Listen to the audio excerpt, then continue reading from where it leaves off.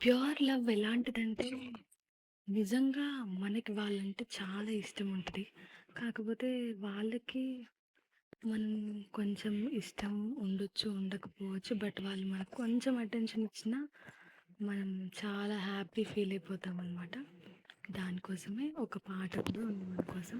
నిమిషాలు శూలాలై వెంటాడుతున్నా, ఒడి చేర్చుకోవా వయ్యారి, విరహాల ఉప్పెనలో నే చిక్కుకున్నా, ఓదార్చిపోవా ఓసారి,